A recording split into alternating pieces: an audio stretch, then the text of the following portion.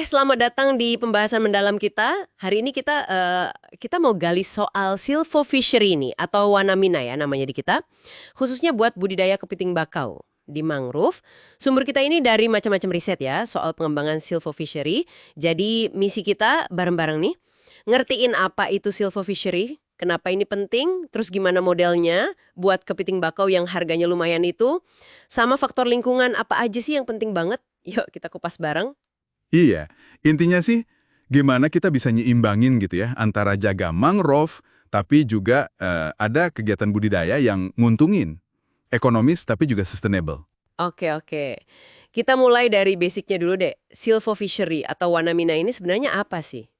Jadi sederhananya nih sistem tumpang sari ya antara hutan mangrove, Wana ya itu? iya wana, dengan usaha perikanan, mina, di satu lokasi gitu.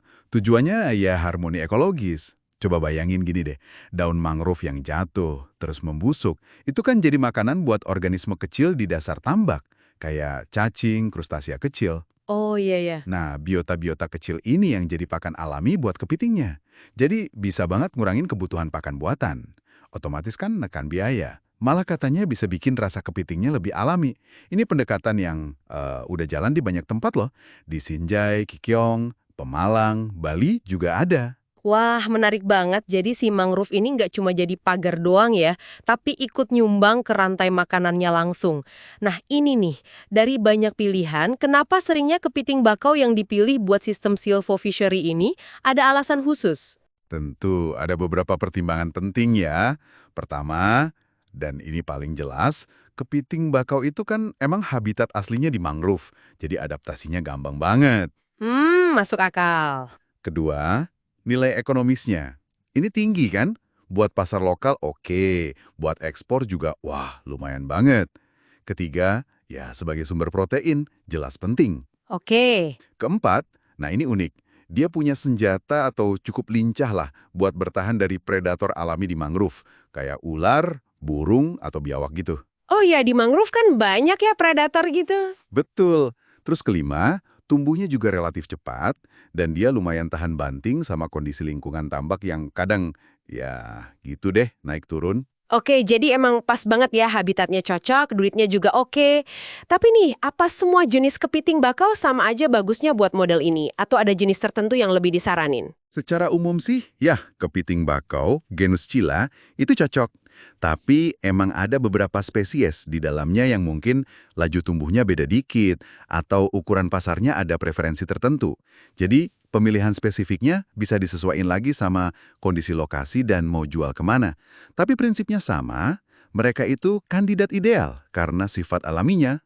Paham. Oke, udah tahu nih kenapa kepiting. Terus gimana cara nerapinya di lapangan? Katanya ada model-modelnya ya? Iya bener, kalau dari sumber kita, ada dua model utama nih yang biasa dijelasin. Apa aja tuh? Pertama, namanya model empang parit. Ini bayangin aja kita bikin kayak kanal atau parit buat budidaya tapi di dalam hutan mangrove-nya. Jadi sebagian besar pohon mangrove, mungkin sekitar 60-80%, itu tetap ada di dalam atau di pinggir paritnya. Nah, budidaya kepiting pakai kurungan tancap, itu seringnya masuk model ini. Jadi mangrove-nya banyak yang dipertahankan ya. Terus yang kedua? Yang kedua, model komplangan atau selang-seling. Ini beda lagi. Lebih kayak kita bikin blok tambak, terus diselingi sama blok hutan mangrove yang dibiarin utuh. Jadi kayak petak tambak, petak mangrove gitu. Contohnya ada rekomendasi jaga 8 hektar mangrove buat setiap 2 hektar tambak. Oh, gitu polanya ya. Nah, tadi disebut kurungan tancap. Itu kayak gimana bentuknya? Bisa dijelasin dikit? Bisa. Jadi kurungan ini dibikin langsung di area rawa mangrove-nya.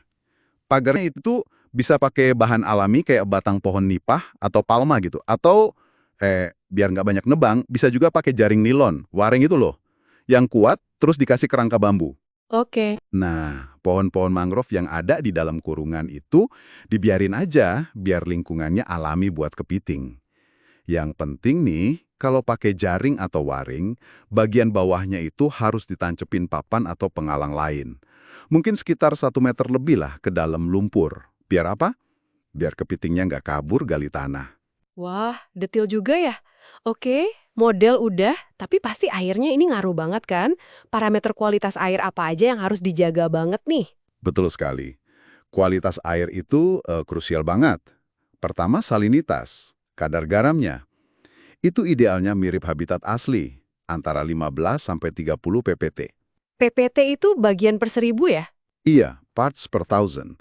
Artinya sekitar 15 sampai 30 gram garam per liter air lah. Terus suhu, penting buat metabolisme kepiting, targetnya 26 sampai 32 derajat Celcius. Lalu pH, tingkat keasaman, bagusnya antara 7,5 sampai 8,5. Oke. Oksigen terlarut juga, ini napasnya kepiting kan, harus cukup. Di atas 4 ppm atau 4 mg per liter. Nah, yang paling harus diwaspadai itu penumpukan sampah alami kayak amoniak sama nitrit. Wah, itu kenapa? Karena dua-duanya itu beracun buat kepiting, walau itu hasil alami dari sisa pakan atau kotoran. Jadi kadarnya harus rendah banget. Amoniak usahakan di bawah 0,1 ppm, nitrit di bawah 0,5 ppm.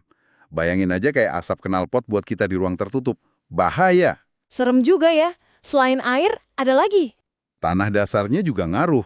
Tekstur tanahnya, komposisi pasir, lumpur liatnya itu bisa mempengaruhi kestabilan kualitas air di atasnya. Juga buat kenyamanan kepitingnya sendiri. Oke, jadi kompleks juga ya faktor lingkungannya.